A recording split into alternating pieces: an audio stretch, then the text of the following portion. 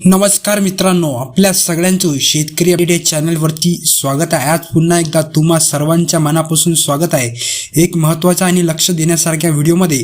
तर मित्रांनो, महाराष्ट्रातील संजय गांधी निराधार अनुदान योजनेचा लाभ घेणाऱ्यांसाठी आज माहिती एकदम खास आहे। यामध्ये दिव्यांग बांधव, पती गमावलेली महिला, ज्येष्ठ नागरिक तसेच गंभीर आजारांनी त्रस्त असलेले नागरिक अशा सर्व घटकांचा समावेश होतो। जर तुम्ही किंवा तुमच्या ओळखीतील एखादी व्यक्ती जर योजनेचा लाभार्थी असेल तर व्हिडिओ शेवटपर्यंत नक्की बघा, कारण यातील माहिती तुमच्यासाठी थेट उपयोगाची आहे।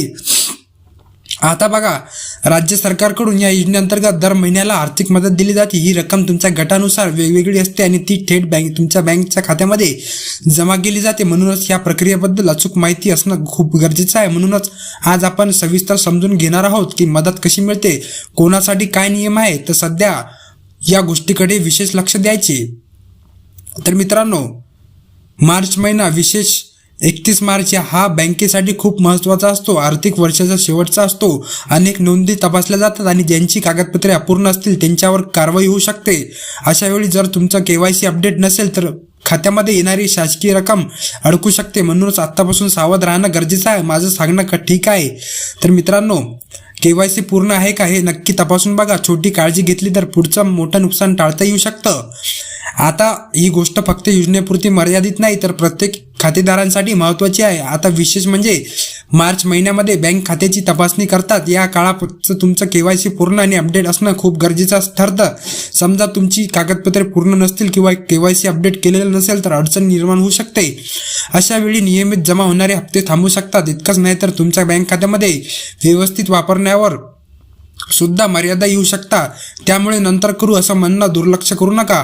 आता तुमच्या मनात नक्की प्रश्न येईल, आपल्याला दर महिन्याला पैसे मिळाले पाहिजे, मग KYC मुळे ते कसे थांबतील? KYC संदर्भामध्ये नेमके कोणते नियम लागू होतात आणि राज्य सरकार किंवा संबंधित यंत्रणा याबद्दल काय अपेक्षा ठेवते? थोडी जागरूकता ठेवली तर तुमचा हप्ता नियमित येऊ शकतो आणि कुठलाही अनावश्यक अडचण निर्माण होणार नाही।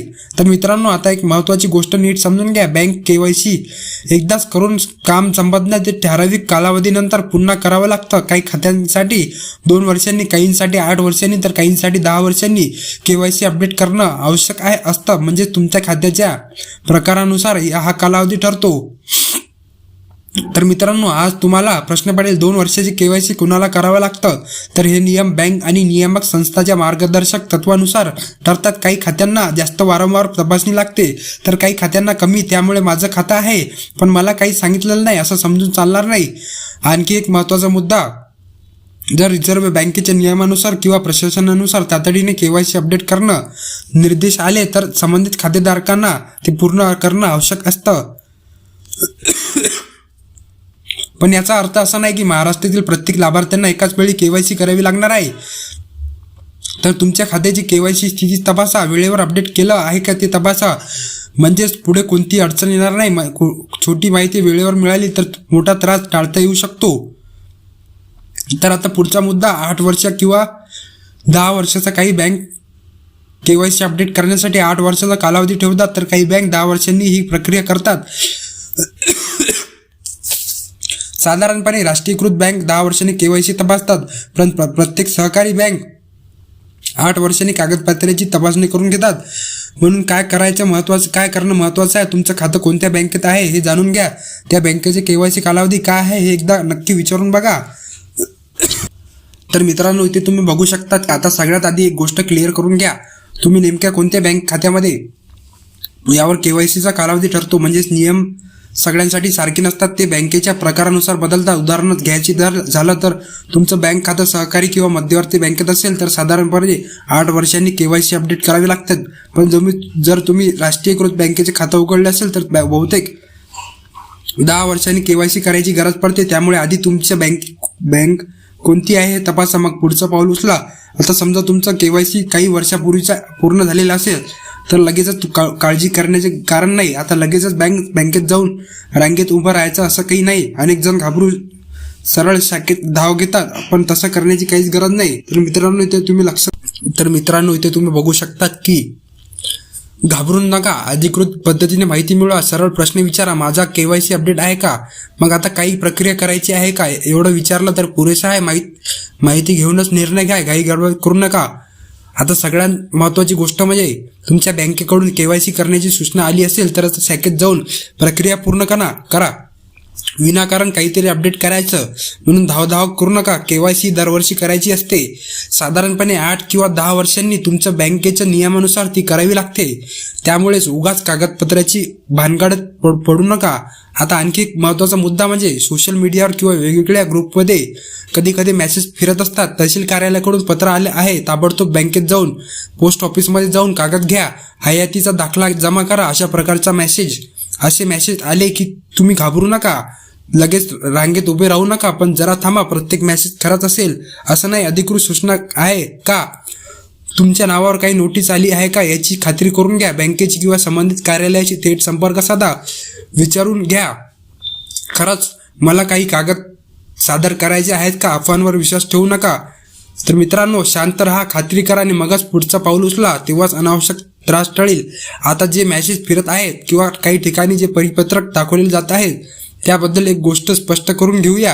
हे सगळे नियम प्रत्येक लाभार्थ्यांसाठी सारखे नसतात. विशेष म्हणजे ज्येष्ठ नागरिकांसाठी वेगळा नियम लागू होतो. ज्येष्ठ नागरिकांच्या बाबतीत काय आहे, त्यांच्या वयाच्या कारणामुळे त्यांना दरवर्षी एकदा KYC अपडेट करावे लागते, म्हणजे त्यांच्यासाठी वार्षिक तपासणी आवश्यक असते.